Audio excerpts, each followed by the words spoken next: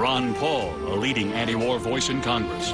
We should only go to the war when the people in this country declare the war. Texas Congressman Ron Paul.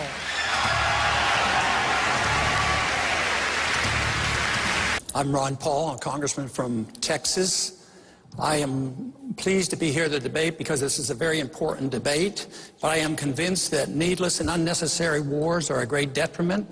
They undermine our prosperity and our liberties, they add to our deficits, and they consume our welfare. We should take a careful look at our foreign policy. Our leadoff question is from the Honorable Ed Meese, the former Attorney General of the United States, who's representing the Heritage Foundation. At least 42 terrorist attacks aimed at the United States have been thwarted since 9/11. Tools like the Patriot Act have been instrumental in finding and stopping terrorists. Shouldn't we have a long-range extension of the investigative powers contained in that act so that our law enforcement officers can have the tools that they need? Congressman Paul, I suspect you disagree. I do. Tell us why. I think the Patriot Act is unpatriotic because it undermines our liberty. I'm concerned, as everybody is, about the terrorist attack. Timothy McVeigh was a vicious terrorist. He was arrested. Terrorism, still on the books, internationally and nationally, is a criminal. It's a crime, and we should deal with it. We dealt with it rather well with Timothy McVeigh. But why I really fear it is we have drifted into a condition that we were warned against because our early founders were very clear. They said, don't be willing to sacrifice liberty for security. Today, it seems too easy that our government and our Congresses are so willing to give up our liberties for our security. I have a personal belief that you never have to give up liberty for security. You can still provide security without sacrificing our Bill of Rights. I want to bring others in, but do you want to respond, Mr. Speaker? Yeah. Timothy McVeigh succeeded. That's the whole point. Timothy McVeigh killed a lot of Americans. I don't want a law that says, after we lose a major American city, we're sure going to come and find you. I want a law that says, you try to take out an American city, we're going to stop you.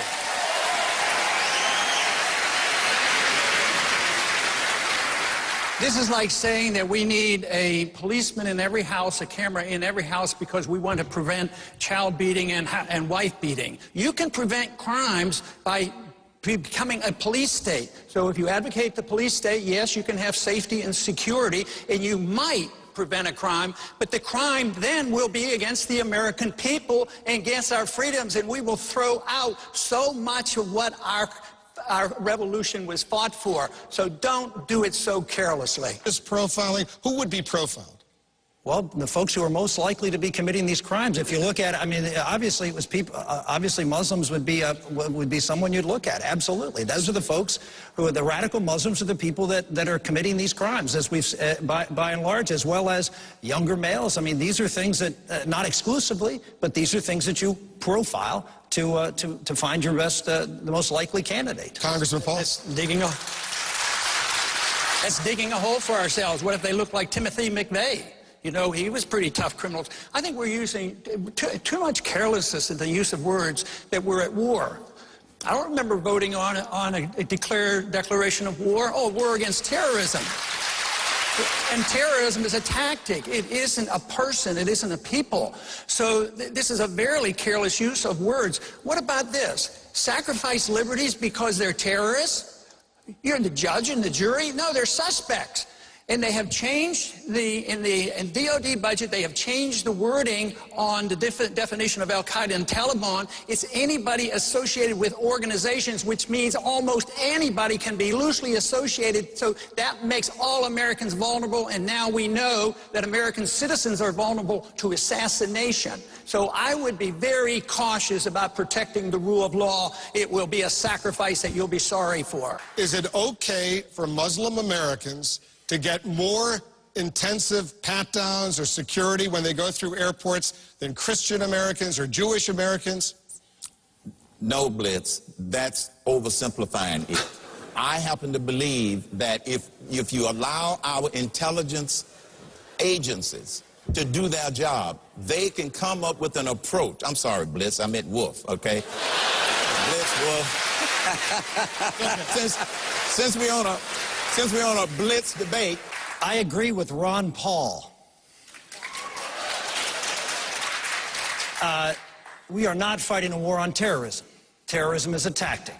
If Israel attacked Iran to prevent Tehran from getting nuclear weapons, would you help Israel launch the attack? Congressman Paul, would you support Israel and help Israel in such an attack? No, I wouldn't do that.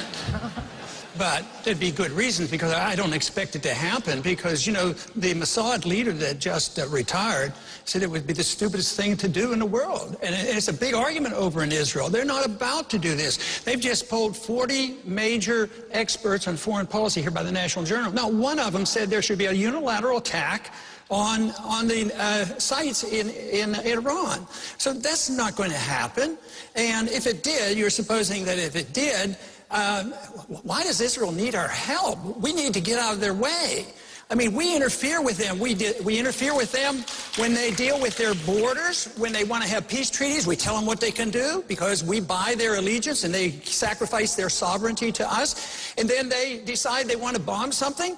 That's their business, but they should, you know, suffer the consequences. When they bombed the Iraqi missile site, nuclear site back in the 80s, I was one of the few in Congress that said it's none of our business, and Israel should take care of themselves. Israel has 200, 300 nuclear missiles, and they can take care of themselves. Why should we commit? We don't even have a treaty with Israel. Why do we have this automatic commitment that we're going to send our kids and send our money endlessly to Israel? So I think they're quite capable of taking care of themselves. I think we do detriment. Just think of all the money we gave to Egypt over 30 or 40 years. Now look, we were buying friendship. Now there's a civil war. They're less friendly to Israel. That whole thing is going to backfire once we go bankrupt and we remove our troops. So I think we should be very cautious in our willingness to go to war and send troops without a proper declaration by the U.S. Congress. My name is Paul Wolfowitz. I'm a visiting scholar at the American Enterprise Institute, and my question is about development assistance. Under George W. Bush, who was a conservative Republican, the United States spent billions of dollars to fight AIDS and malaria in Africa and elsewhere, and set up the Millennium Challenge Corporation to encourage governments of poor countries to pursue policies that promote economic growth and job creation. Do you believe those are still wise expenditures, or do you think that we can no longer afford them? Ron Paul. I think the aid is all worthless. It doesn't do any good for most of the people. You take money from poor people in this country and you end up giving it to rich people in poor countries. And they're used as weapons of war, so you accomplish nothing. We should export maybe some principles about free markets and sound money, and maybe they could produce some of their own wealth. But this whole idea of talking about the endless wars and the endless foreign aid, it seems like nobody cares about the budget. I mean, we're in big trouble, and nobody wants to cut anything. So if you're going to keep sending foreign aid overseas and these endless wars that you don't have to declare and go into Libya without even consulting with the Congress, the biggest threat to our national security is our financial condition. And this is just aggravating it. Governor Romney. Congressman Paul, what they're doing is cutting $1 trillion out of the defense budget. They're cutting $1 trillion out of the defense budget, which just happens to equal the $1 trillion they're putting into Obamacare. And so what you have is a president that has a priority of spending us into bankruptcy, but he's not just spending us into bankruptcy, he's spending the money foolishly. We need to protect America and protect our troops and our military and stop the idea of Obamacare. Right. That's the best way to save money, not the military. Right. But hold on one second, because Ron Paul wants to respond to that point. Well, they're not cutting anything out of anything. All this talk is just talk. Believe me. They're nibbling away at baseline budgeting. It's automatic increases. There's nothing cut against the military, and the people on the Hill are nearly hysterical because the budget isn't going up as rapidly as they wanted to. It's a road to disaster. We better wake up. Oh, okay. I'd like to turn it back a little closer to home and talk about what's going on in the borders, our southern border. As all of you know, the drug-related crimes and violence are getting heavier and heavier in that area. First, do you consider that to be a national interest threat? And secondly, what could we be doing with the Mexican government to help stop these drug cartels? Senator Perry, you represent the state with the longest border with Mexico right now. What do you think you should do if you were president of the United States as far as using the United States military? Well, let me kind of broaden it out. I think it's time for a 21st century Monroe Doctrine. Congressman Paul, you're from Texas. You agree with your governor? Not entirely. No, the drug war was mentioned. I think that's another war we ought to cancel because it is to nobody's benefit. And that's where the violence is coming from. But yes, we do have a national responsibility for our borders. What I'm sort of tired of is all the money spent and lives lost worrying about the borders between Pakistan and Afghanistan, forgetting about our borders between the United States and Mexico. We should think more about, what we're doing at home. We need better immigration services, obviously. But, if you subsidize something or give people incentives, you get more of it. So if you give easy road to citizenship, you're going to have more illegals. If you have a weak economy, which is understandable and we should have prevented, that's understandable.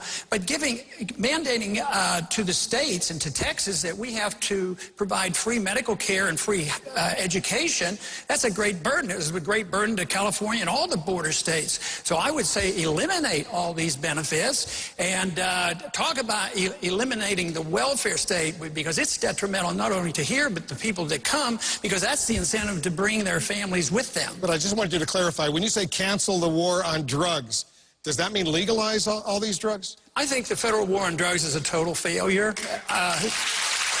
You can at least let sick people have marijuana because it's helpful, but compassionate conservatives say, well, we can't do this. We're going to put people who are sick and dying with cancer, and they're being helped with marijuana if they have multiple sclerosis. The federal government's going in there and overriding state laws and putting people like that in prison.